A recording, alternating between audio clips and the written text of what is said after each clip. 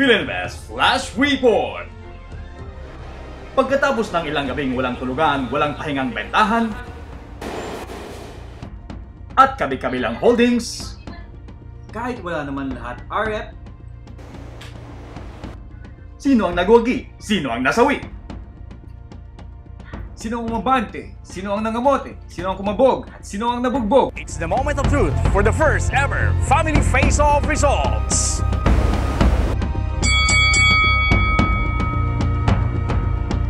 May nangakong arangkada, pero makalusot kaya sa mag-asawa? Tanungin natin. Sa tingin mo, makalusot kaya si Aris kay Mayet? Hindi. Sure ka? Hindi. Hindi daw siya makakalusot. Ang nagwagi, Team Marlan.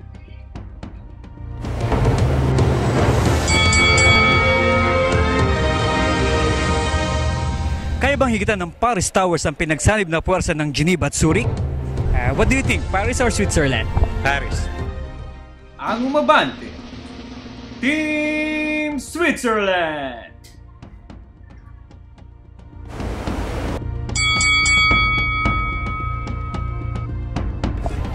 Parehong gwaping, pero dito sa Family Face-Off, isa lang ang daking. Sa palagay mo? I love you, Jeric! And the winner is Team London.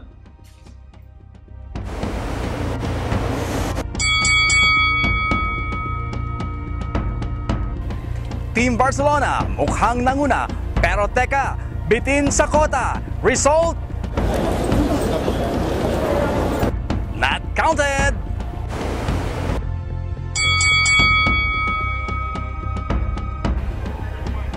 Milan versus Rome versus Singapore A, 2011's biggest area.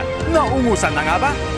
Kahit number 1 ang Team Milan, 50 million na kota, kinulang. Ang result? Not counted!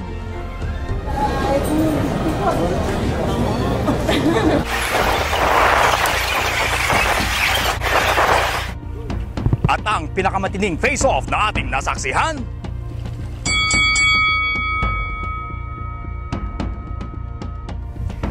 UK versus Benelux versus Singapore B.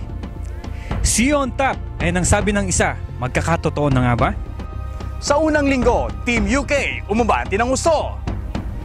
Pero pagdating ng Marso, benta ng Benelux at Singapore bumulusok.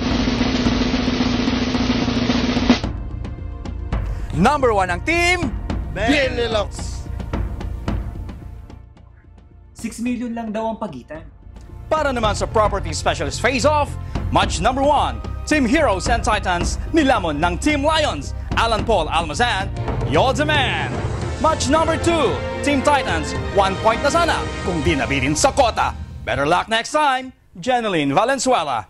Match number 3, Team Titans, it's a yes, dahil winner si Jojo Reyes. Match number 4, Team Heroes, naka-score, panalo ka, adorable adore. Match number 5, pambatong Team Titans, nasa Paris Towers, Imelda Bagorio, may kakaibang powers. Match number 6, Team Titans, di nga ba mapigilan? March Crispy, nag number 1. Match number 7, Team Heroes, ayaw pakabog, kasi si Anak Phil, nagpasabog. Congratulations, face-off champs! At para naman sa overall result, do we feel the wrath of the Titans? Or do we see heroes rise?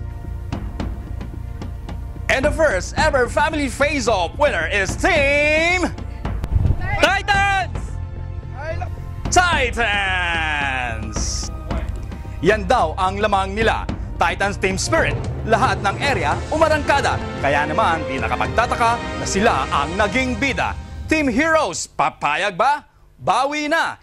Ipakita ang husay ng mga bayani dahil ngayong Abril, mga papremyo mas pinatindi. Siguradong mas mainit ang tagisan sa Face-Off Manny Pacquiao Challenge.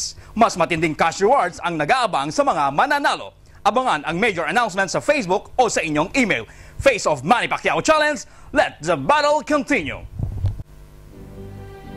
At para naman sa ating March for Honor results, Property Specialist and Consultant category, cum laude from Team London, Marge Crispe.